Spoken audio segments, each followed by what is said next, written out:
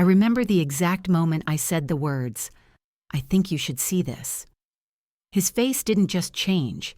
He froze like ice, staring blankly at the small recording device in my weathered hands. Then the silence hit, heavier than any clatter of dishes or hum of voices around me. Maybe you're serving tables for people who don't appreciate it, or cleaning up after everyone else has left. Tell me, where are you watching from, and what time is it there? I promise, today's story will touch your heart. My name is Margaret, and for 37 years I've been a waitress in Manhattan. 37 years of worn shoes, aching feet, and forced smiles that covered a lifetime of quiet desperation. The restaurant where I worked wasn't just any place. It was the Golden Terrace, perched on the 42nd floor of one of those gleaming towers that pierce the New York sky like needles of ambition.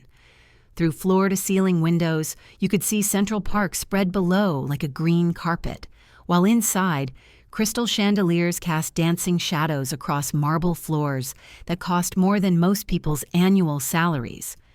I wore the same black uniform every day, polyester that clung to my body in the summer heat and offered no warmth in winter's bite. My apron, once white as fresh snow, had faded to a dull cream color, stained with coffee, wine, and the invisible marks of countless insults. My hands, cracked from years of washing dishes when the dishwasher broke down, trembled slightly as I balanced trays that seemed to grow heavier with each passing year. But I smiled. God help me, I always smiled. The customers at the Golden Terrace weren't your average New Yorkers grabbing lunch between meetings. These were people who measured their wealth in millions, sometimes billions. Oil executives, tech moguls, inheritance babies who'd never worked a day in their lives, but spoke about market volatility like they'd invented the stock market themselves. They threw around terms like cryptocurrency portfolios and offshore investments, while I poured their $15 glasses of wine, invisible as the air they breathed. Every morning at 5:30, I'd leave my tiny studio apartment in Astoria, Queens. The walls were so thin I could hear Mrs. Rodriguez crying through the plaster. She'd been doing that ever since her husband died, leaving her with medical bills that devoured his pension like a hungry beast. My apartment building smelled of curry, cigarettes, and broken dreams. The heating barely worked in winter, and the air conditioning was a joke in summer. But it was mine. Bought with tips, earned $1 at a time, one smile at a time, one swallowed insult at a time. The subway ride into Manhattan was my daily meditation, though not the peaceful kind. Pressed against strangers, breathing recycled air thick with the scent of morning coffee and human exhaustion, I'd close my eyes and try to prepare myself for another day of being nobody. The train would screech and jolt, throwing us together like dice in a cup, and I'd wonder if anyone else felt as hollow as I did. At the Golden Terrace, my shift began before the sun painted the city gold. I'd unlock the heavy glass doors with keys that jangled like wind chimes, flip-on lights that revealed empty tables set with precision, each fork and knife placed exactly 2 inches from the edge. The silence in those early moments was both blessing and curse, peaceful, but also pregnant with the anticipation of another day spent invisible. My manager, Richard Hawthorne, was a man who'd forgotten what it felt like to struggle. In his perfectly pressed suits and Italian leather shoes that cost more than my monthly rent, he moved through the restaurant like he owned not just the business, but the souls of everyone who worked there. His voice carried the authority of someone who'd never been told no, never been ignored, never been made to feel small. When he spoke to me, which was rarely, it was always about what I'd done wrong, never what I'd done right. "Margaret," he'd say, not bothering to look up from his clipboard, "Table 12 is complaining their water glasses are spotty. Do your job properly." Never mind that I'd been doing this job since before he was born. Never mind that my hands, arthritic and swollen, sometimes shook when I polished glass. Never mind that I was human. The other waitstaff were younger, prettier, hungrier. They saw this job as a stepping stone to something better. Acting, modeling, writing. For them, serving tables was temporary. For me, it was life. They'd gather during breaks, sharing dreams and ambitions, while I sat alone in the corner, eating a sandwich I'd brought from home because I couldn't afford the staff meal. They weren't cruel, just elsewhere, their minds already living in futures I'd never see. But I found my purpose in the small things. The way Mrs. Chen's eyes lit up when I remembered she liked her tea extra hot. The grateful nod from Mr. Rodriguez when I quietly moved his wheelchair closer to the table. The shy smile from the young mother when I brought her toddler extra crackers without being asked. These moments were diamonds hidden in coal, precious because they were rare. Then came the day that changed everything. It was a Tuesday in September, one of those perfect New York autumn days when the air holds just a hint of winter's promise. The lunch rush was in full swing, the dining room humming with conversations about stock portfolios and real estate holdings, the kitchen clattering with the rhythm of organized chaos. He walked in like he owned the world, which in many ways he did. Jonathan Blackwood. I'd heard whispers about him from other staff. Real estate empire, tech investments, a fortune built on buying and selling pieces of Manhattan like they were chess pieces. His wealth wasn't just money, it was power that moved through rooms like invisible electricity. When he entered, conversations quieted momentarily, heads turned, respect and envy following in his wake like perfume. But it wasn't Jonathan who made my blood run cold. It was her. Victoria Blackwood glided beside him, her blonde hair swept into a perfect chignon, her designer dress probably costing more than my yearly grocery budget. She moved with the fluid grace of someone who'd never doubted her place in the world, never questioned whether she deserved the space she occupied. Her smile was porcelain perfect, revealing teeth white as fresh paint, but her eyes held something that made my skin crawl. Behind them came the children, 5 of them, Jonathan's quintuplets from his first marriage. 2 boys, 3 girls, all around 4 years old, moving in a cluster, like frightened birds. Even from across the dining room, I could see they were beautiful children, their father's dark hair and intelligent eyes. But something was wrong. They were too quiet, too still, too careful. Children that age should be bouncing with energy, chattering like wind chimes, exploring the world with sticky fingers and boundless curiosity. These children moved like they were walking through a minefield. I was assigned their table, Table 17, situated near the windows where Manhattan sprawled below them like a conquered kingdom. As I approached with menus and my practiced smile, I heard Victoria's voice for the first time. It was honey over steel, sweet on the surface but sharp underneath. "Sit properly, Emma," she whispered to one of the little girls, her manicured fingers pressing into the child's shoulder with just enough force to make her wince. "Ladies don't slouch. Remember what we discussed about public behavior." Emma, who couldn't have been more than 4 years old, straightened her tiny spine so rigidly it looked painful. The other children followed suit, their small hands folded in their laps like miniature adults playing dress-up. They didn't speak. They barely breathed.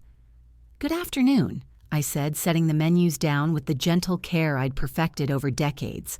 "Can I start you with some drinks?" Jonathan looked up from his phone. Some business call about cryptocurrency fluctuations and Bitcoin investments, and nodded absently. Whatever's fine. The usual for me.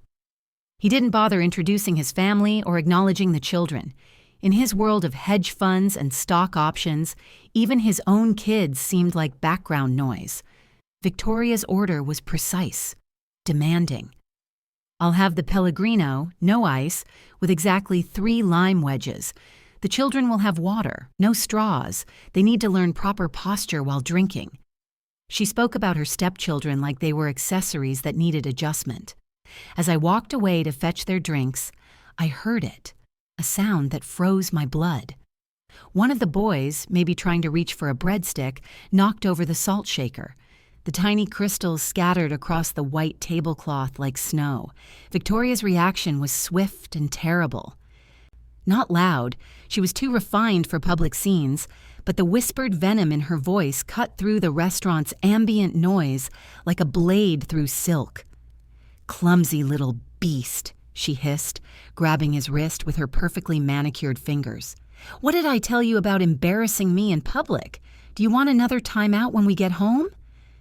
The little boy's face crumpled, but no tears fell. He'd learned not to cry. That broke something inside my chest. Jonathan, still absorbed in his phone call about some multi-million-dollar merger, noticed nothing. The other diners, wrapped in their own conversations about dividends and investment portfolios, saw nothing. But I saw everything. Because when you're invisible to the world, you become very good at seeing what others miss. I brought their drinks, my hands steady despite the storm brewing in my heart. As I set down the children's water glasses, I noticed how they flinched when Victoria moved, how they kept their eyes downcast, how they seemed to hold their breath, waiting for the next criticism. "Are you ready to order?" I asked, keeping my voice neutral, professional. Victoria ordered for everyone. Expensive dishes for herself and Jonathan, plain grilled chicken and steamed vegetables for the children. "They have sensitive stomachs," she explained to no one in particular, though I noticed how the children looked longingly at their father's truffle pasta when it arrived.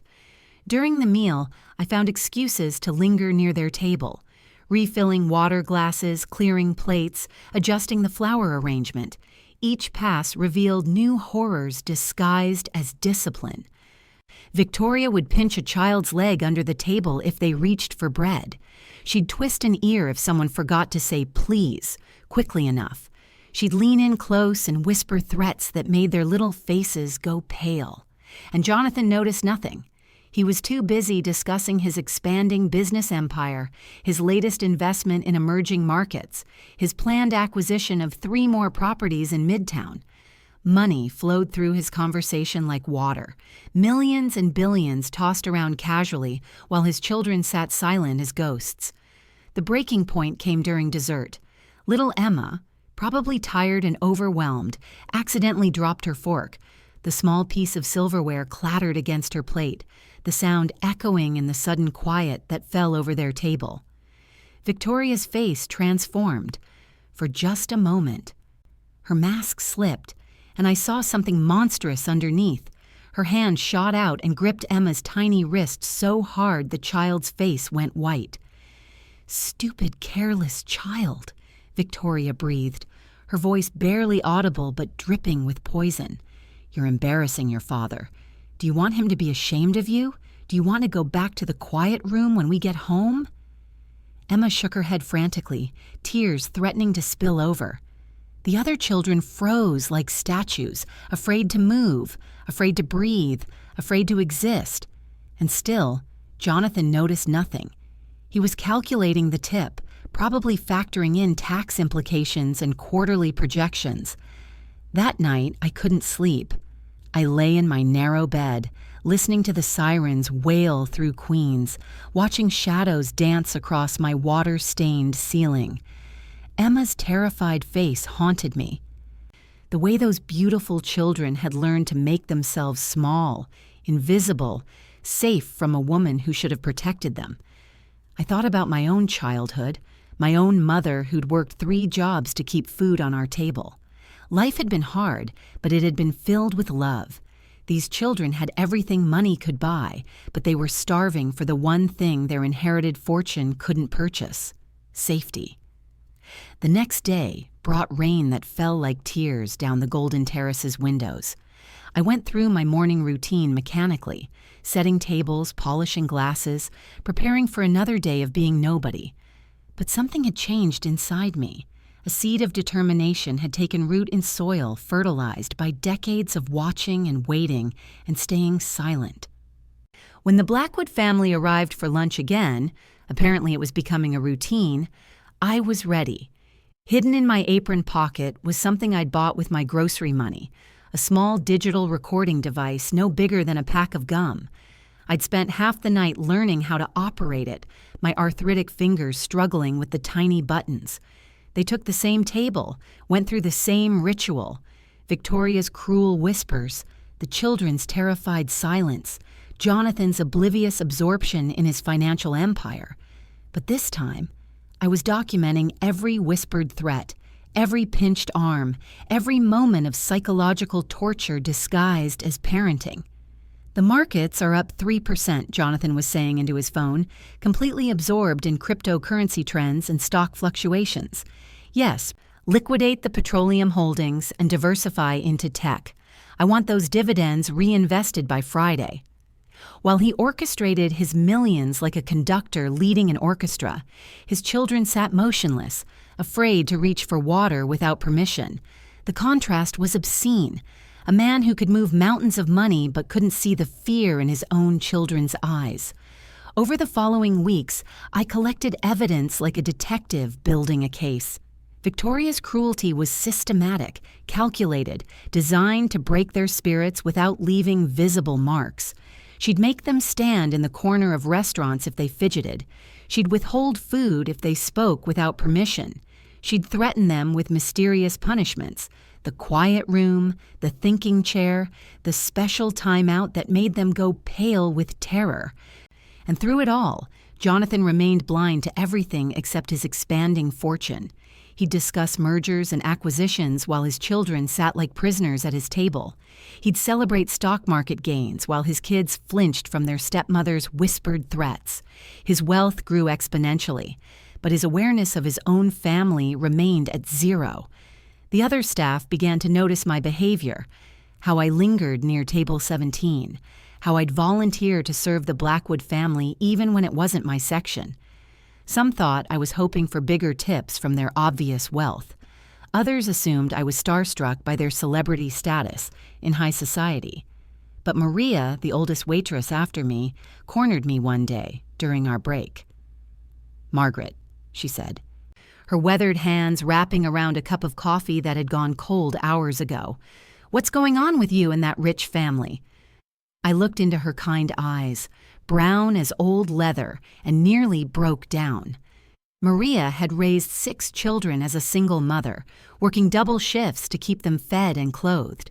She'd buried a husband, survived heart surgery she couldn't afford, and still showed up every day with a smile that could light up the darkest corner of the restaurant. "Something's not right with those children," I whispered, glancing around to make sure we weren't overheard. "That woman, she's hurting them, not hitting, but worse somehow." Maria's eyes narrowed. In her 60 years of life, she'd seen enough to recognize predators in expensive clothing. "You sure about this, Misha? These are powerful people.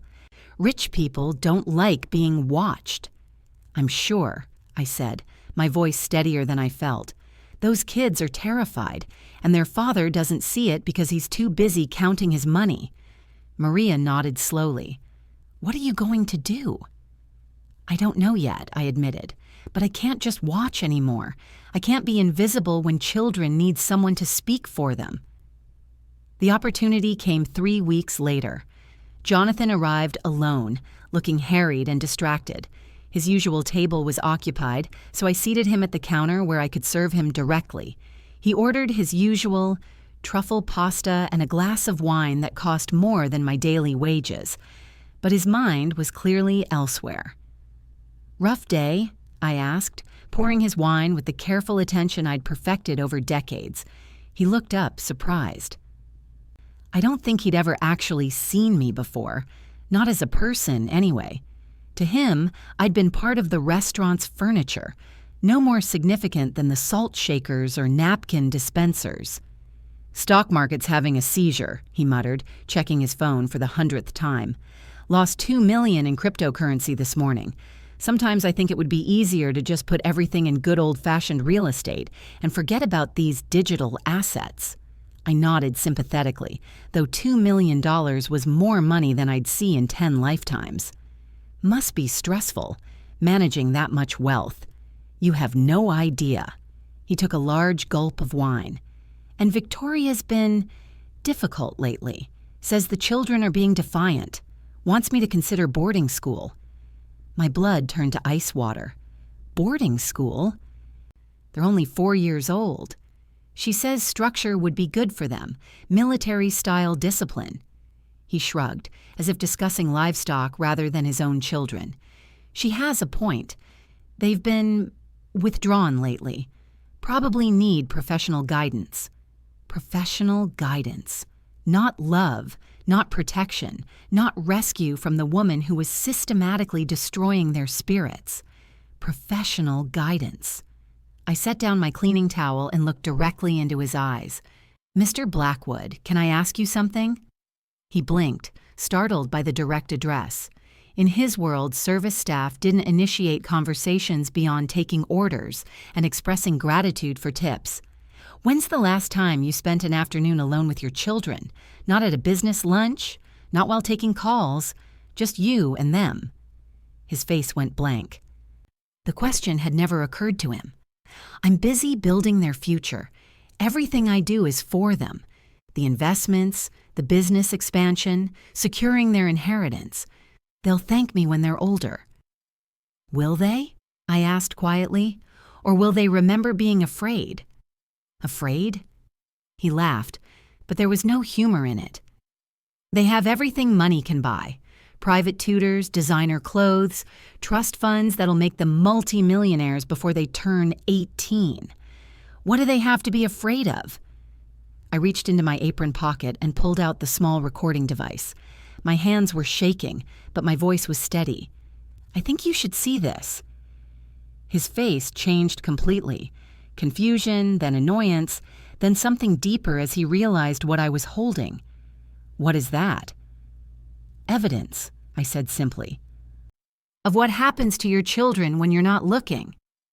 I pressed play. Victoria's voice filled the small space between us, honeyed poison dripping through the restaurant's ambient noise. "Stupid, careless child. You're embarrassing your father. Do you want him to be ashamed of you? Do you want to go back to the quiet room when we get home?" Then Emma's voice, tiny and terrorized. "Please, Mama Victoria, I'll be good. Please don't make me go to the quiet room." Jonathan's face went white as fresh snow. The fork in his hand clattered to the counter. "Where did you get this?" "I recorded it," I said, meeting his shocked stare without flinching. "Right here, at your usual table, while you were discussing cryptocurrency investments on the phone. You recorded my family without permission? Do you know what kind of legal trouble your wife is causing your children?" I interrupted, my voice rising slightly. "Listen to the rest." I played more clips. Victoria threatening timeouts in mysterious rooms, pinching children under tables, withholding food as punishment, whispering threats that made 4-year-olds shake with terror. And through it all, Jonathan's own voice in the background, oblivious and obsessed with accumulating wealth, while his children accumulated trauma.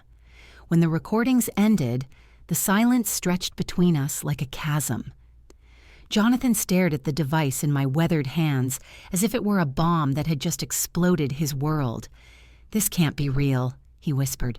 "Victoria loves those children. She's been helping them adjust, giving them structure." "Structure?" I leaned forward, 37 years of swallowed words finally finding their voice. "Mr. Blackwood, I've been watching families in this restaurant for nearly 4 decades. I've seen love and I've seen control. I've seen discipline and I've seen abuse. Your children aren't being structured. They're being terrorized." "But she's so good with them in public. So patient." "In public, yes. When people are watching. But what about when it's just her and them? What about the quiet room she threatens them with? What about the special timeouts that make them go pale?" He pushed his plate away, the expensive pasta suddenly resembling cardboard. Why would you care? They're not your children." The question hung in the air like incense in a cathedral. Why did I care? Why had I risked my job, my livelihood, my invisibility to protect children who would probably never know my name? "Because someone has to," I said simply. "Because in all your millions and billions, in all your stock portfolios and real estate holdings and cryptocurrency investments, you've forgotten to invest in the most important asset you have, your children's safety." He sat in stunned silence, processing information that was reshaping his entire understanding of his family. Finally, he looked up at me with eyes that held the broken awareness of a man who'd been blind by choice. "What do I do?" he asked. And for the first time since I'd known him, Jonathan Blackwood sounded like a father instead of a businessman. "First," I said, "you listen to them. Really listen, not while you're on the phone or checking stock prices. Sit with them and ask how they're feeling. And then you protect them, whatever it costs, financially, socially, personally, you protect them. Because money can replace itself, Mr. Blackwood. Children can't." He nodded slowly, understanding finally dawning in his eyes like sunrise after the darkest night. "The recordings, can I have copies?" I handed him the device. "Take it all, but promise me something." "What?" "Promise me you won't let your wealth blind you again. Don't let the pursuit of billions cost you the only millions that really matter, the million moments you could have spent keeping them safe." That conversation happened on a Thursday. By Friday, my life had imploded. Richard Hawthorne called me into his office before the lunch rush, his face stern with disapproval. The office smelled of expensive cologne and leather furniture that cost more than my monthly rent. Through the window, Manhattan stretched endlessly, indifferent to the small drama unfolding 42 floors above the street. "Margaret," he said, not bothering to offer me a seat, "I've received some very disturbing reports about your conduct." My heart hammered against my ribs, but I kept my voice level. "What kind of reports?" "Mrs. Blackwood called this morning. She's quite upset. Says you've been harassing her family, making wild accusations, even secretly recording their private conversations." He leaned back in his chair, the leather creaking with the weight of his authority. "Is this true?" I met his gaze steadily.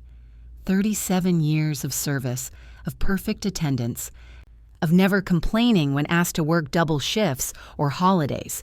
37 years of being the reliable one, the invisible one, the one who cleaned up messes and never made waves. "I was protecting children," I said simply. "You were overstepping boundaries," he snapped. "These are important clients, Margaret. They're investors in the parent company that owns this restaurant. Mrs. Blackwood's family holds significant interests in the hospitality sector. Do you understand what that means?" It meant money. It always came down to money. Victoria's family had wealth that trumped truth, power that silenced inconvenient voices like mine. It means children's safety matters less than quarterly profits, I said quietly. Richard's face flushed red. "How dare you? Margaret, you're fired, effective immediately. Security will escort you out." "After 37 years?" I asked, though I wasn't really surprised. In my world, loyalty was a one-way street that always led to the same destination: disposal when you became inconvenient. "After 37 years of exemplary service," he said, not without regret, "you chose to throw it all away for some misguided crusade. Clear out your locker. Don't come back." The security guard, a young man who'd always nodded politely when I arrived each morning, waited by the door. I walked through the dining room one last time, past tables where I'd served thousands of meals, wiped up countless spills, listened to endless conversations about the stock market's fluctuations and real estate investments. The other waitstaff watched in stunned silence. Some looked sympathetic. Others seemed relieved it wasn't them. Maria caught my eye and mouthed, "I'm sorry," but she couldn't risk her own job by speaking up. In the employee locker room, I peeled off my uniform for the last time. The black polyester fell away like old skin, revealing the woman underneath, scared, unemployed, but still breathing. I folded the stained apron carefully and left it on the shelf. Someone else would wear it now, someone younger who hadn't yet learned that serving others sometimes meant sacrificing yourself. As I walked through the Golden Terraces lobby for the final time, carrying my few personal belongings in a plastic bag, I passed Jonathan Blackwood heading toward the elevators. Our eyes met across the marble expanse. He opened his mouth as if to speak, then closed it. What was there to say? I'd given him the truth, and the truth had cost me everything. The irony wasn't lost on either of us. I'd been fired for trying to protect his children while he remained free to ignore them. The elevator doors closed between us like a curtain, falling on the final act of a play.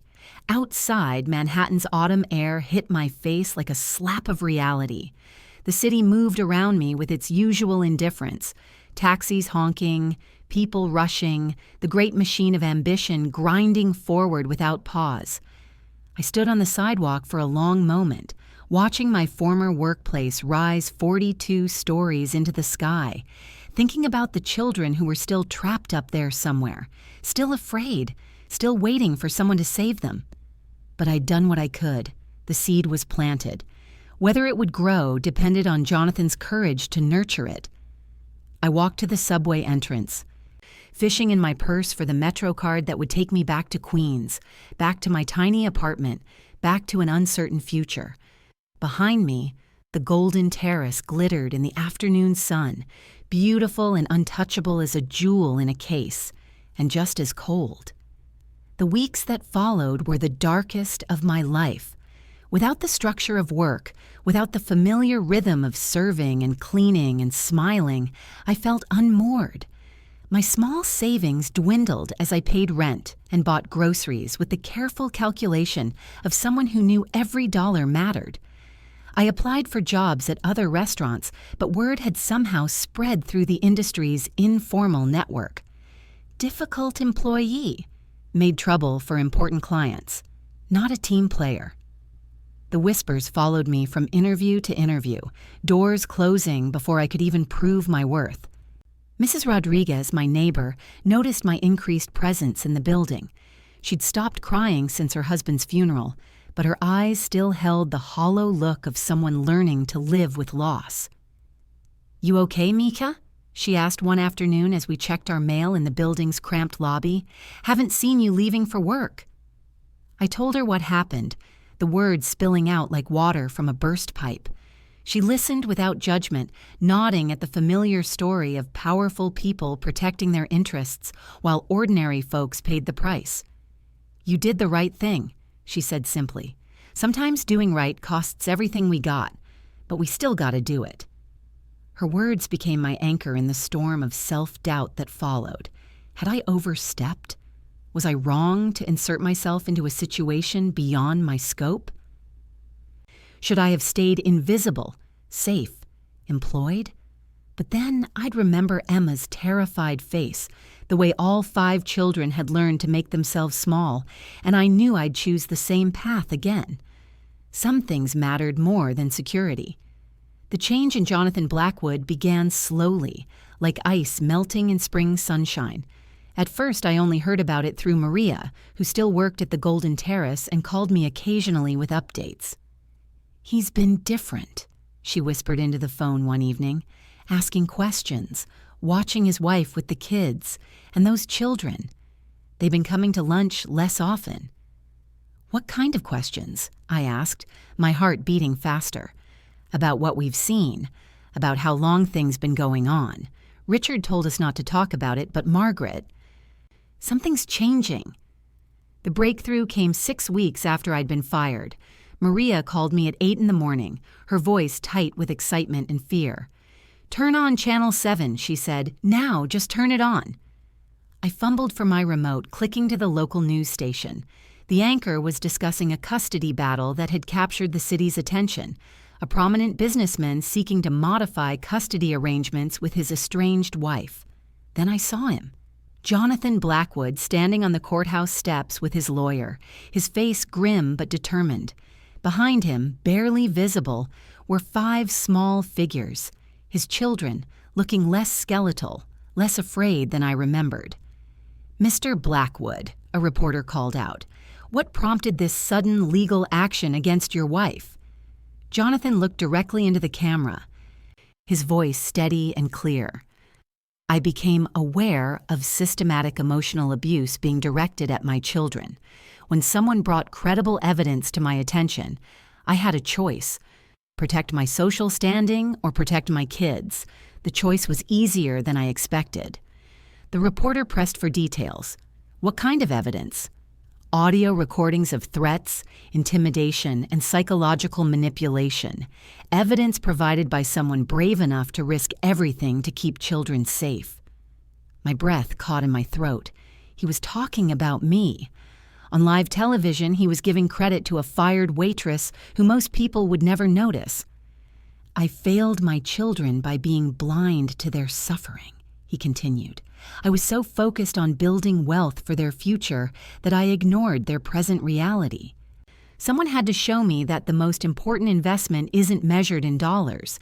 It's measured in trust, safety, and love. The news segment continued with legal analysis and expert commentary, but I'd stopped listening. Through my small apartment window, Queens stretched toward Manhattan's glittering skyline, and for the first time in weeks, I felt something that wasn't despair, hope, tentative and fragile, but real. 3 months later, I was stocking shelves at a small grocery store in Astoria when someone tapped my shoulder. I turned around and nearly dropped the canned goods in my arms. Jonathan Blackwood stood in the narrow aisle, looking oddly out of place among the discount cereals and generic brands. He wore jeans and a simple sweater instead of his usual $1,000 suits. Behind him, peeking around his legs like shy forest creatures, were his children. They looked different, healthier. Their eyes held light instead of fear, and when they smiled, actually smiled, it was like watching flowers bloom after winter. "Ms. Margaret," the oldest boy said, stepping forward with the careful politeness of a child who'd been loved back to confidence. "Daddy says you helped us." I knelt down to his eye level, my aging knees protesting against the grocery store's concrete floor. "I just did what anyone should do, sweetheart. How are you feeling?" "Better," Emma said, the little girl who'd dropped the fork that day in the restaurant. "We don't have to go to the quiet room anymore, and Daddy listens when we talk." I looked up at Jonathan, questions in my eyes. "Full custody," he said quietly. "Victoria's undergoing court-mandated psychological evaluation. The recordings you made were comprehensive. Her family's lawyers tried to discredit them, claiming they were edited or taken out of context, but we had them independently verified. The truth is the truth." "And the children?" "Therapy. All of us, actually. We're learning how to be a family instead of just people who share DNA and trust funds." He paused, studying my face. "I hear you lost your job because of this." I shrugged. "Worth it." "I don't think it should have cost you anything. I've been trying to find you for months. I want to make this right." "You don't owe me anything, Mr. Blackwood. Seeing them happy is enough." "Jonathan," he corrected, "and I disagree. You saved my children when I failed to protect them." "That deserves more than gratitude." He handed me an envelope. Inside was a check that made my hands shake, more money than I'd earned in 5 years of stocking shelves and serving tables. "I can't accept this," I whispered. "It's not charity," he said firmly. "It's investment capital." "For what?" "Whatever you want to build. A restaurant, a cafe, a catering business. Something that's yours, where you make the rules and hire people who understand that serving others doesn't mean sacrificing dignity." I stared at the check, at the children who were giggling at something on the cereal boxes, at this man who'd learned that wealth without wisdom was just another form of poverty. "There's one condition," Jonathan continued. "You have to let me be your first customer. These kids want to take you to lunch somewhere nice, somewhere you're not working, just enjoying." 6 months later, I stood in the kitchen of Margaret's Table, a small cafe in Queens that served honest food to honest people. The walls were painted warm yellow, like sunshine, and the tables were mismatched antiques I'd found at estate sales. There were no crystal chandeliers, no marble floors, no pretension. Just good food, fair wages for my employees, and the radical concept that everyone who walked through our doors deserved respect, whether they were spending their last $5 or their first million. Jonathan brought the children by every few weeks. They'd order grilled cheese sandwiches and chocolate milk, chattering about school and friends and the normal concerns of children who felt safe enough to dream. Sometimes other families would stop by, parents who'd heard about the businessman who'd chosen his kids over his reputation, or single mothers who needed a place where their children could be children without judgment. Maria joined me as head waitress, bringing her decades of wisdom and her gift for making everyone feel welcome. The other servers were women like us, older, experienced, carrying stories of their own about serving others while serving themselves last. We never got rich by anyone's standards. My cafe would never make the society pages or attract cryptocurrency moguls discussing their latest investments in emerging markets. But we got something better. We got to matter. One evening, as I was closing up and counting the day's modest receipts, I found a letter slipped under the door. The handwriting was careful, childlike. "Dear Ms. Margaret, thank you for helping us. Daddy says you were very brave. We made you a picture of our family. See how we're all smiling? That's because of you. Love Emma, Michael, Sarah, David, and Katie Blackwood. P.S. Daddy says when we grow up and have lots of money like him, we should find people who need help and be brave like you were." I hung their drawing on the wall behind the register, next to photos of my employees' families and thank you notes from customers. It wasn't much to look at, stick figures holding hands under a crayon sun, but it represented something priceless. Children who felt safe enough to draw pictures, a father who'd learned to listen, a future where wealth might finally serve wisdom instead of the other way around. The evening news droned from the small TV in the corner, reporting on stock market fluctuations and cryptocurrency trends, on mergers and acquisitions that moved billions like chess pieces across global boards. But I wasn't listening. I was watching the sunset paint Queens golden through my cafe windows, thinking about second chances and the courage it takes to speak truth to power.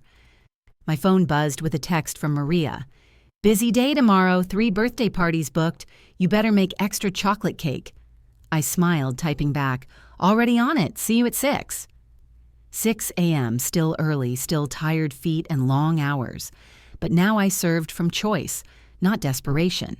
Now I hired other women who needed second chances, paid them living wages, gave them sick days and respect, and the revolutionary idea that their worth wasn't measured by their willingness to disappear. Sometimes, late at night when the cafe was quiet and the receipts were counted, I'd think about the Golden Terrace, still gleaming 42 floors above Manhattan, still serving expensive wine to people who measured their worth in stock portfolios and real estate holdings. Richard Hawthorne was probably still there, protecting important clients and quarterly profits. The new waitstaff probably smiled the same forced smiles, swallowed the same insults, lived the same invisible lives I'd escaped. But somewhere in the city, 5 children slept safely in beds where nightmares couldn't reach them. Somewhere, a father tucked them in and listened to their stories instead of checking his cryptocurrency balance. And somewhere, maybe other invisible people were finding their voices, speaking truth even when it cost everything. That had to be enough. That had to matter. The city hummed around me, millions of people serving and being served, helping and being helped, seeing and being seen. In all that vast machinery of human ambition and need, my small cafe was just one tiny gear. But gears matter. Even small ones can change the direction of something much larger. I locked the door of Margaret's table and walked home through Queens, past Mrs. Rodriguez's window where she was teaching her granddaughter to cook, past the corner where teenagers gathered to dream about futures they'd build with their bare hands, past all the ordinary people living extraordinary lives of quiet courage. Tomorrow, I'd wake up at 5:30 again, tie on my apron again, serve coffee and kindness to people who needed both. But tomorrow's apron would be clean, chosen, mine. Tomorrow's smiles would be real. Tomorrow's service would be an offering, not a surrender. And if another child needed someone to speak up, someone to step forward, someone to risk everything for what was right, well, I knew exactly what I'd do. Because sometimes being invisible teaches you the most important skill of all: how to see what others miss, how to hear what others ignore, how to act when others stay silent, how to serve your community by refusing to serve injustice. But my story doesn't end there. Life has a way of weaving threads together in patterns we never expect, creating tapestries of connection that span years and touch lives in ways we might never know. 2 years after opening Margaret's table, on a crisp October morning that reminded me of that first day I'd seen the Blackwood children, I was arranging fresh flowers in mason jars when the bell above my door chimed. I looked up to see a young woman in her early 20s, nervously clutching a worn leather portfolio against her chest. "Excuse me," she said, her voice barely above a whisper. "Are you Margaret? The Margaret?" I set down the flowers, studying her face. There was something familiar about her, though I was certain we'd never met. She had dark hair pulled back in a simple ponytail and eyes that held both vulnerability and determination, a combination I recognized from years of serving people who were fighting battles the world couldn't see. "I'm Margaret," I said gently, "but I'm not sure what makes me anything special. How can I help you, honey?" She took a deep breath, straightening her shoulders with visible effort. "My name is Rebecca Chen. Mrs. Chen was my grandmother." My heart stopped. Mrs. Chen, the elderly woman who'd been one of my regulars at the Golden Terrace, the one who liked her tea extra hot, who'd always smiled at me like I mattered when so many others looked through me like I was air. "Your grandmother," I breathed. "Oh, sweetheart, she was one of the kindest people I ever had the privilege to serve. I was so sorry when she stopped coming in." Rebecca's eyes filled with tears. "She died 3 years ago. Pancreatic cancer. But before she went, she told me stories about this waitress at the Golden Terrace who remembered how she liked her tea, who would slip her extra crackers when she looked tired, who made her feel seen when the world had started to overlook her." I felt my own tears threatening. She saw me too, more than she knew. "She left me something," Rebecca continued, opening her portfolio with trembling hands. She'd been working on this for months before she died, but she never finished it. She said if I ever found you, I should show you. She handed me a stack of papers, filled with careful handwriting in blue ink.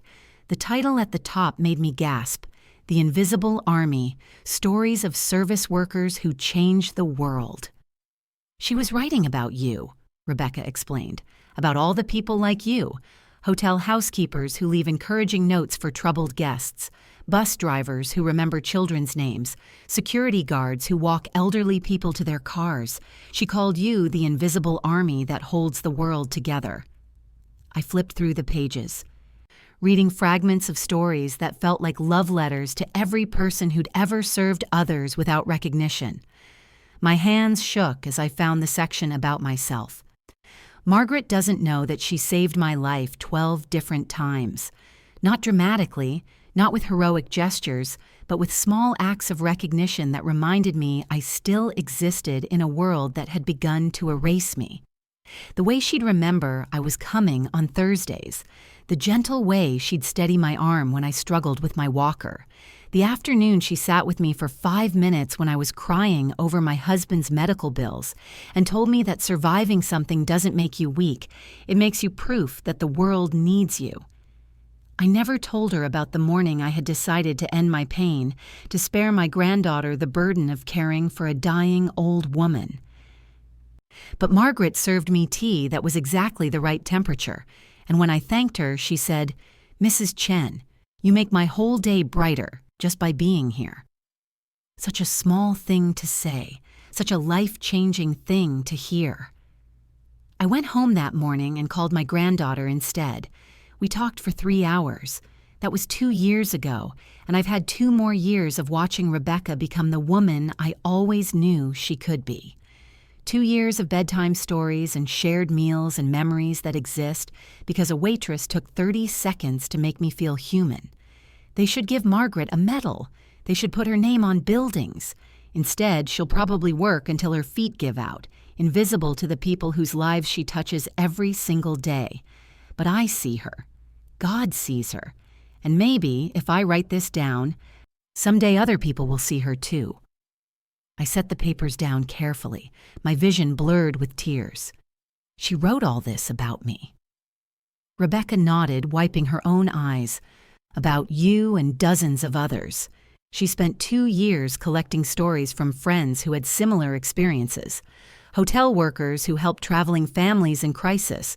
Retail employees who went above and beyond for struggling customers. Bus drivers who watched out for vulnerable passengers. She said you were all part of an invisible army of angels. "Why are you showing me this now?" I asked. "Because I'm a journalism major at Columbia," Rebecca said, her voice growing stronger. "And I want to finish what she started. I want to publish her stories, but I need permission from the people she wrote about, and I need more stories. Stories like yours. I heard about what you did for the Blackwood children. That's exactly the kind of courage my grandmother was trying to document." I stared at this young woman who carried her grandmother's mission like a sacred flame. What would you do with these stories? Tell them, share them. Make sure people know that heroes don't always wear capes or fight dramatic battles.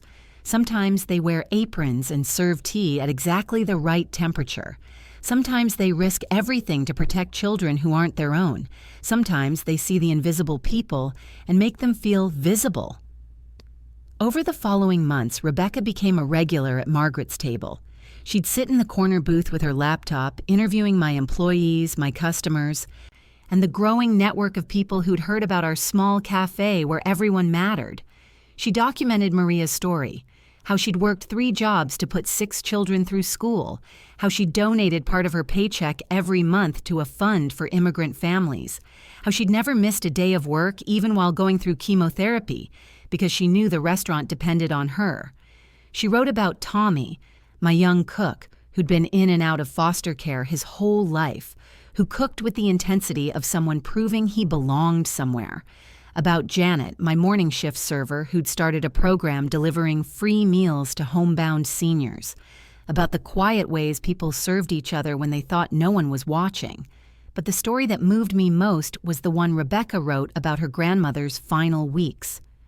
"When the cancer spread to her brain," Rebecca read to me one afternoon, "Grandma Chen started forgetting names, faces, even how to do simple tasks. But she never forgot you, Margaret. Even when she couldn't remember my name, she'd ask about the kind waitress who makes perfect tea. You were woven so deeply into her sense of safety and belonging that you survived even as her memories faded." "I wish I'd known," I said quietly. "I would have visited. I would have made her tea." "She knew that," Rebecca said. "That's why your kindness mattered so much. She knew it came from genuine care, not obligation." The article was published in the Columbia Journalism Review first, then picked up by the New York Times, then shared across social media platforms where it went viral with the hashtag #InvisibleArmy. Suddenly, people were sharing stories of service workers who'd touched their lives, and businesses were implementing new policies to better recognize and support their employees. But the most meaningful response came from an unexpected source. Jonathan Blackwood called me on a Tuesday morning, his voice urgent with excitement. "Margaret, have you seen the news today?" "Which news?" I asked, though I'd been trying to avoid the media attention that had been following Rebecca's article. "Victoria's been arrested. Criminal charges for child endangerment and psychological abuse. Apparently, other families came forward after reading about what happened with my children. She'd been a nanny for wealthy families for years, using the same tactics on child after child." My knees went weak. "How many children?" "At least 8 families have filed complaints." "The prosecutor says your recordings were the key evidence that broke the case open. Margaret, you didn't just save my children. You saved children you'll never even know about." I sat down heavily in my cafe's chair, overwhelmed by the magnitude of what had unfolded. One small act of courage, One decision to speak up instead of staying invisible had rippled outward in ways I'd never imagined. "There's more," Jonathan continued. "I've been working with a team of lawyers and child welfare advocates. We're starting a foundation, the Margaret Chen Foundation for Child Protection." "Margaret Chen?" I asked, confused. "Named after you and Mrs. Chen. Rebecca showed me her grandmother's writings about you, about how you represent all the people who see what others miss. The foundation will train service industry workers to recognize signs of abuse, provide legal support for people who speak up about child endangerment, and fund programs that protect vulnerable children." I was crying now, unable to speak. "I should have named it after just you," Jonathan said gently. "But Rebecca suggested that honoring Mrs. Chen's memory alongside yours would represent the full circle of care. How one person's kindness inspired another person to document stories of service, which led to justice for children who desperately needed protection." The foundation launched 6 months later, with Rebecca as its communications director and me as an honorary board member. Our first initiative was training programs for hotel staff, restaurant workers, flight attendants, and other service professionals who interact with families regularly. We taught them what to look for: the subtle signs of fear in children, the patterns of control from adults, the ways trauma manifests in small behaviors that most people overlook. We partnered with children's advocacy groups, legal aid societies, and social services departments. We created hotlines where service workers could report concerns anonymously. We funded legal representation for employees who faced retaliation for protecting children. The results exceeded our wildest hopes. In the first year alone, our trained observers helped identify and investigate over 200 cases of suspected child abuse. Dozens of children were removed from dangerous situations. Several predators were prosecuted and convicted. But perhaps the most important outcome was cultural. Suddenly, service workers weren't just invisible background figures. They were recognized as frontline guardians who saw things others missed. Hotels started including child protection training in their employee orientation. Restaurants began displaying discreet informational cards about reporting suspected abuse. Airlines implemented new protocols for recognizing and responding to trafficking situations. The 5-year anniversary of that first day I'd recorded Victoria's abuse fell on a Thursday. I was in my cafe early as usual, preparing for the morning rush. The autumn light streaming through my windows reminded me of that September day when everything changed, when I decided to stop being invisible and start being useful. Rebecca arrived with a surprise, a bound copy of her completed book, The Invisible Army: How Service Workers Change the World. On the dedication page she'd written, "For Margaret, Mrs. Chen, and all the people who see what others miss and find the courage to act." "The publication date is next month," she said, setting the book in front of me like a precious gift. "But I wanted you to have the first copy." I opened it to the table of contents, reading chapter titles that told the stories of dozens of people who served others. The night shift security guard who prevents suicides, the hotel housekeeper who rescues trafficking victims, the bus driver who feeds hungry children, the waitress who changed everything. That last title was my chapter. I turned to it, reading Rebecca's account of my story for the first time. Margaret didn't set out to be a hero. She just set out to serve tea at the right temperature and remember how customers liked their eggs. But serving people well requires seeing them clearly, and seeing clearly means recognizing when something is wrong. It means understanding that being invisible to some people gives you unique power to see truths they'd rather hide. On the surface, Margaret lost everything when she chose to protect the Blackwood children. She lost her job, her financial security, her careful anonymity. But in a deeper sense, she found everything: her voice, her purpose, her proof that one person's courage can change the world in ways that ripple outward for generations. Today, because of Margaret's choice to speak up, hundreds of children are safer. Thousands of service workers have been trained to recognize and report abuse.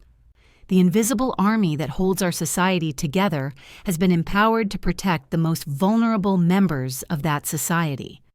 This is what happens when we stop treating service workers as furniture and start honoring them as guardians. This is what changes when we recognize that the people who clean our rooms, serve our food, and tend to our needs are the same people who see our truths most clearly and sometimes have the courage to act on what they see. I closed the book carefully, my hands shaking. Through my cafe windows, I could see Queens waking up, people heading to work, children walking to school, the great daily rhythm of ordinary people doing extraordinary things by simply caring for each other. My phone buzzed with a text from Maria. Running late, started my car and found a note on my windshield from someone thanking me for being kind during a hard time. Stopped to cry happy tears. See you in 20. Another text, this one from Tommy.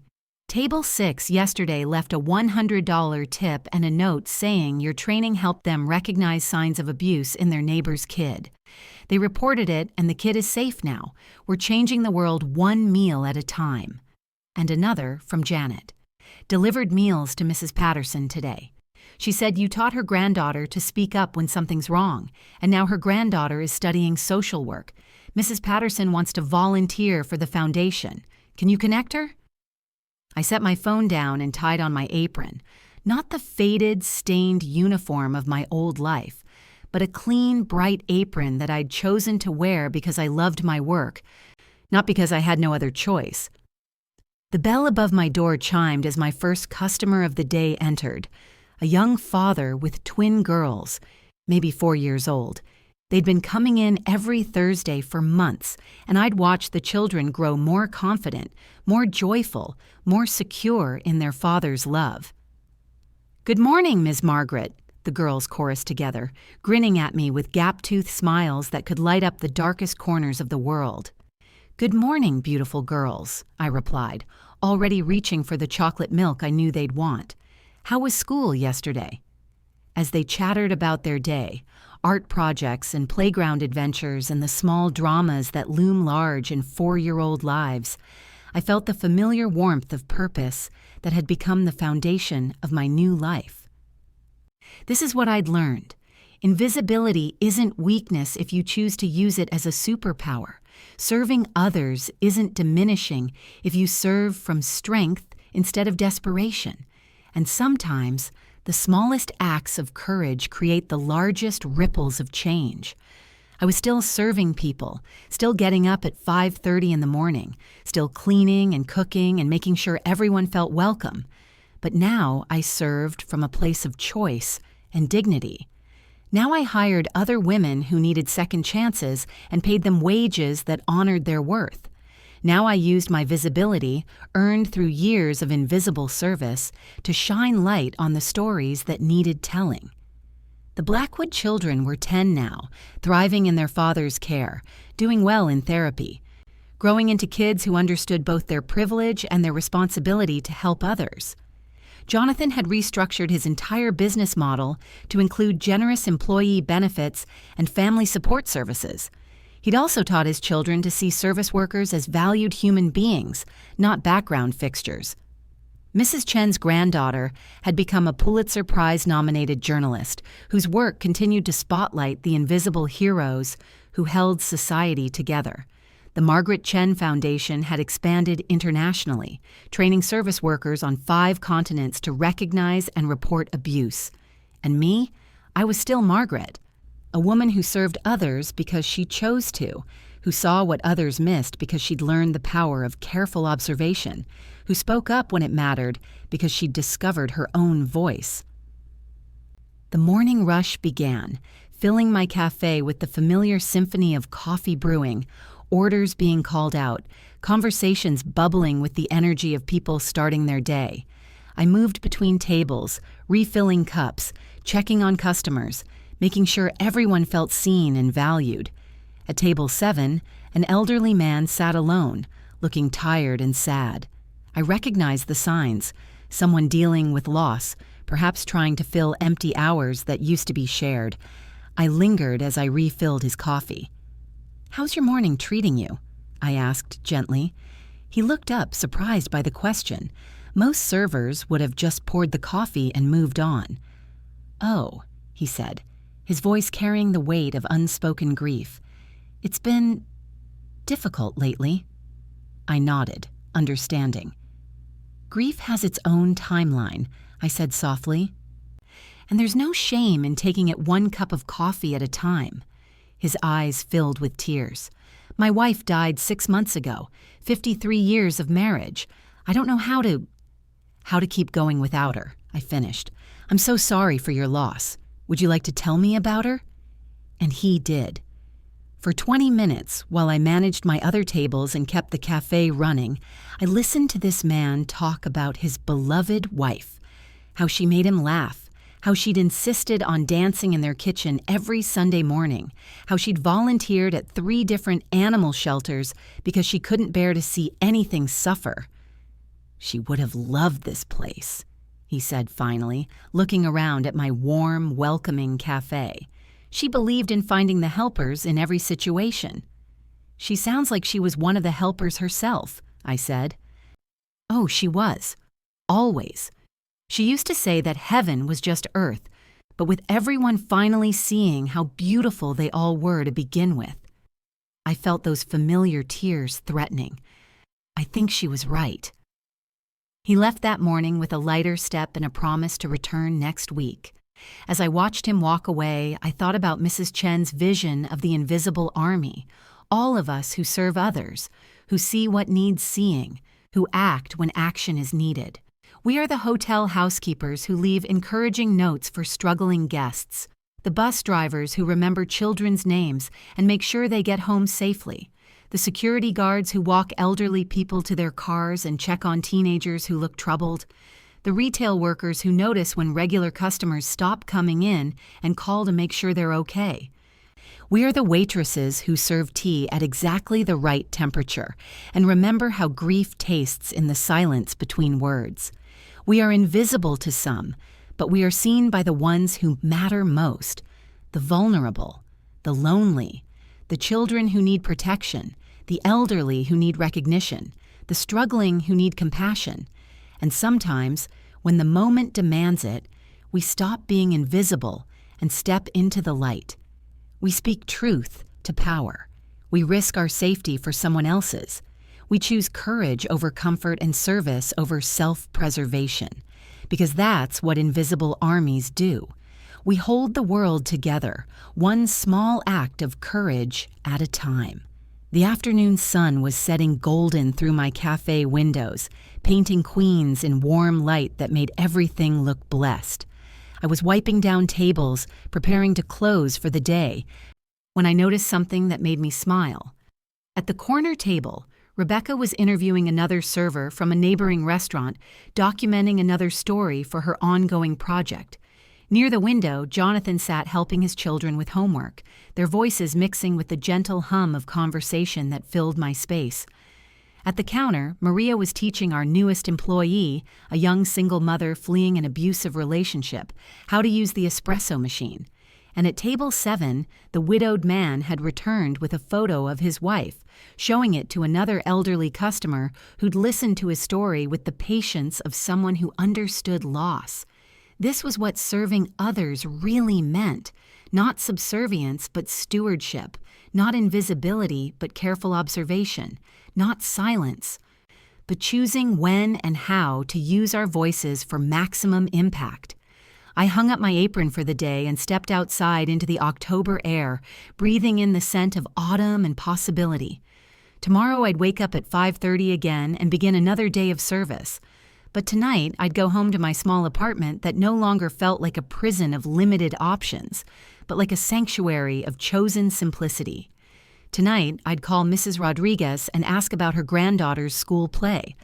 I'd read another chapter of Rebecca's book and feel proud of the movement we'd started. I'd look at the children's drawing on my refrigerator and remember that sometimes the most important investments can't be measured in dollars. And tomorrow, when I tied on my apron and began another day of serving others, I'd do so knowing that I was part of something larger than myself. an invisible army of people who see what others miss, who speak when others stay silent, who serve not from desperation, but from the revolutionary understanding that everyone deserves dignity, recognition, and protection. Because that's how the world really changes, not through grand gestures or dramatic interventions, but through ordinary people doing extraordinary things in the spaces where they find themselves, through waitresses who risk everything to protect children, through grandmothers who document stories of service, through journalists who amplify voices that need hearing, through all of us who choose to see each other clearly and act with courage when courage is needed. The invisible army is everywhere, holding everything together, one small act of love at a time. Have you ever found yourself invisible in your own life, watching others make decisions that affected you without including you? Have you ever seen someone who needed protection but felt powerless to help? Tell me your story in the comments below, because everyone deserves to be seen, to be heard, to matter. If this story touched your heart, please leave a like and subscribe. It helps this message reach another person who serves others with their whole heart and soul, who needs to know their voice matters too. To continue this emotional journey, we've prepared a special podcast filled with stories just as moving. You can find it by clicking on the left. Thank you for joining me on this journey of the heart. I'll see you in the next story.